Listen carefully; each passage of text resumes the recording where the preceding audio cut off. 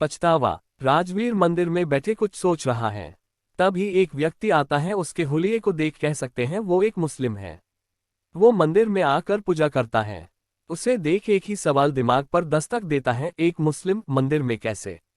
वही एक सवाल राजवीर को उसकी सोच से बाहर निकालता है और वो उस शख्स की तरफ देखता ही है कि वह शख्स उस अनपूछे सवाल को भांप लेता है और वही मंदिर की डेल पर राजवीर के पास बैठ जाता है और खुद ही कहता है, मेरा नाम अशफाक है, मैं मुस्लिम समाज से हूँ, रोजाना मंदिर आकर पूजा करता हूँ। राजवीर सुनकर आश्चर्य से पूछता है, यह अनोखा है, क्या इसके पीछे कोई कारण है? अशफाक मुस्कुराते हुए जवाब देता है, बरखुरदार। हर एक बड़े काम या बदलाव के पीछे वजह जरूर होती है। यहाँ भी है। हमारी बीवी हिंदू थी, उन्होंने हमारे धर्म को दिल से अपनाया। यही एक उम्मीद उनकी आंखों में हमारे लिए भी थी, पर हम जानकर भी अनजान बने रहे क्योंकि यह हमारी शान के खिलाफ जो था। वो जीवन भर हमारे खातिर अपने भगवान से दूर रही और एक दिन वो हमसे दूर अपने भगवान के पास ही चली गई। उन्होंने हमें एक खत लिखा था जो उनके इंतकाल के बाद हमें मिला। उसमें लिखा था उन्हें अपने ईश्वर से बहुत प्रेम था, वो हमसे छिपकर यहाँ इस मंदिर में आ जाया करती थी। हमें बुरा ना लगे इसलिए कभी बोल नहीं पाए, पर धोखा नहीं देना चाहती थी इसलिए खत लिख दिया। उन्होंने हमारे प्यार के खातिर, हमारे अभिमान के खातिर अपनी इच्छा कभी जाहिर ना की, पर मरते मरते वो हमें सच कह कर गई। तब हमें प्यार की कीमत समझ आई, इसलिए उनके जाने के बाद ही सही, पर हमने उनकी वो एक इच्छा पूरी की। अशफाक की बात खत्म हो जाती है। दोनों कुछ देर खामोश बैठ जाते हैं। अशफाक की बातों से राजवीर के चेहरे पर बेचैनी सी है, जिसे देख अशफाक राजवीर से पूछता है, जनाब, आप कुछ परेशान से लग रहे हो। राजवीर कुछ असहज सा हो जाता है और कहता है, नहीं, ऐसा कुछ नहीं। अशफाक कहता है, बरखुरदार, आपकी बेचैनी देख कह सकता हूं आप किसी सच से ही भाग रहे हो। राजवीर तेजी से वहां से उठकर जाने लगता है, जैसे अशफाक ने उसकी कोई चोरी पकड़ ली हो।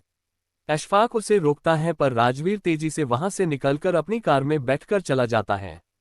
राजवीर के दिमाग में अशफाक की सारी बातें घूमने लगती हैं। राजवीर को रात भर नींद नहीं आती। सुबह होते ही वो फिर उसी मंदिर में जाकर बैठ जाता है। फिर से उसकी मुलाकात अशफाक से होती है। अशफाक राजवीर के पास आकर बैठ जाता है। अशफाक समझ रहा है कि राजवीर उससे कुछ कहना चाहता है, पर अशफाक चाहता है राजवीर खुद अपने अभिमान को तोड़कर सच को उनके सामने रखे, जिससे वो भाग रहा है। पर वही राजवीर चाहता है अशफाक उससे आगे से सवाल करे, पर राजवीर कुछ नहीं बोल पाता। 2-3 दिनों तक यही चलता रहता है। आखिरकार एक दिन राजवीर खामोशी तोड़कर बोलता है, असल में मेरी नौकरी में थोड़ी दिक्कत है, बस इसलिए परेशान हूँ। अशफाक जोर जोर से हंसने लगता है, बरखुरदार, इतने दिनों बाद अपनी खामोशी तोड़ी भी तो झूठ बोलने के लिए। मियाँ, हमारे बाल धूप में सफेद नहीं हुए हैं। आपका चेहरा साफ कह रहा है आप खुद से खफा हैं। खुद की गलती मानने की हिम्मत नहीं है आप में। आप इस पुरुष प्रधान समाज के वही पुरुष हैं जो अपने मन रूपी अकड़ में इतने जकड़ गए कि सच को स्वीकार नहीं कर पाते। अशफाक राजवीर को उसके ही असली रूप से पहचान करवाता है। राजवीर के दिल पर एक बोझ है जिसे वो खुद से भी खुलकर नहीं कह पाया है, और आज वो अपने जीवन के उस एक पहलू को अशफाक के सामने रखता है और कहता है, मैं एक मॉडर्न लड़की से शादी करना चाहता था, पर मेरे माता पिता ने मेरी शादी गांव की लड़की शिखा से करवा दी। मैं उससे ठीक से बात तक नहीं करता था। वो मेरे परिवार के साथ ऐसे घुल मिल गई थी जैसे बरसों से उनके साथ रह रही हो। मुझे ये भी पसंद नहीं आ रहा था, फिर भी वो मेरी हर जरूरत को बिना मेरे कहे पूरा कर देती थी। मैं तरक्की पर तरक्की कर रहा था। मुझे अपने आप पर बहुत अभिमान था। एक दिन नशे में धुत घर आकर मैंने शिखा के साथ बदसलूकी की।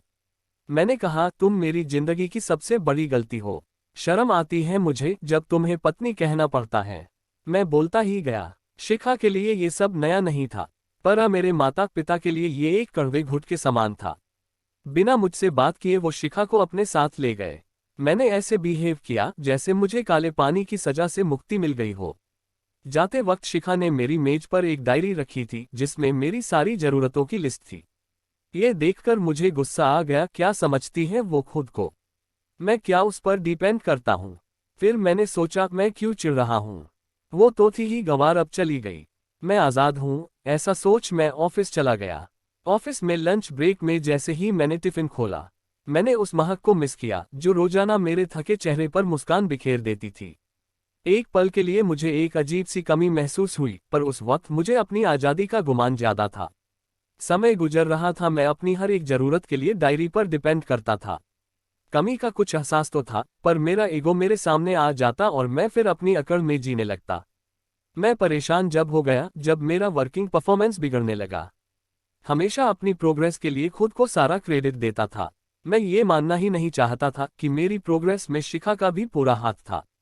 उसी के कारण मैं अपने जीवन की कई छोटी बड़ी परेशानियों और जिम्मेदारियों से बहुत दूर था और केवल अपने काम पर फोकस करता था। बेस्वाद खाने में, मुरझाए फूलों में, बिखरे घर में, हर उस जगह जहां मैं शिखा को देख चिढ़ता था, उसे गंवार कहकर निकल जाता था। मुझे उसकी कमी महसूस होने लगी थी, पर मैं ये मान कैसे लेता।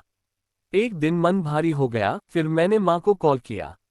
वो मेरी आवाज से ही समझ जाती थी कि मैं परेशान हूं, पर समझते हुए भी माँ ने मुझे इग्नोर कर दिया और कहा कि शिखा ने दूसरी शादी का फैसला कर लिया है। ये सुनकर मुझे और गुस्सा आ गया और मैंने कॉल कट कर दिया। कुछ दिनों पहले ही मुझे डाक से तलाक से कागज मिले। पता नहीं क्यों मैं खुश नहीं हूं। मैं चाहता तो यही था कि शिखा मेरी जिंदगी से दूर हो जाए, पर आज मैं बेचैन हूं। अशफाक थोड़ी देर रुककर कहता है, अब तुम क्या सोच रहे हो? राजवीर कहता है, शिखा मुझसे बहुत प्यार करती थी, फिर वो कैसे दूसरी शादी के लिए सोच भी सकती है? अशफाक कहता है, वाह मियाँ, क्या अभी भी वो आपसे पूछेगी कि आगे बढ़ूं या नहीं? आज जब आपको उसकी अहमियत पता चल गई है, तब भी उससे सच कहने से झिझक रहे हो। सब कुछ सामने है, पर फिर माफी मांगने में खुद को छोटा महसूस कर रहे हो। मियाँ, समझ लो, अगर अब भी अपने ईगो में रहे तो फिर मौका नहीं मिलेगा। दोस्तों, आदमी का यह ईगो ही उसे जिंदगी से हरा देता है। राजवीर सब जानता है, पर उसके अहम के कारण वो शिखा से बात नहीं कह पा रहा है। शायद उसे डर है कि इस बार शिखा उसे ना कह दे। अशफाक राजवीर को झांझोड़ कर कहता है, जब मैं अशफाक होकर मरी हुई बीवी के खातिर मंदिर जा सकता हूँ, तो क्या तुम एक सच स्वीकार नहीं कर सकते? राजवीर को अशफाक की बात दिल पर लग जाती है। वो कॉल तो नहीं, पर शिखा को एक मैसेज करता है। मैसेज डिलीवर होते ही उधर से कॉल आ जाता है। दोनों के बीच लंबी बात होती है और यह एक लंबा कॉल दोनों को वापस मिला देता है। दोस्तों, एक टेक्स्ट के बाद शिखा एक पल नहीं रुकती और कॉल कर देती है। यह एक औरत का दिल है, वो जिससे प्यार करती है उसे कभी नहीं झुकाती, और वहीं एक आदमी हर उस औरत को झुकाता है जो उससे प्यार करती है।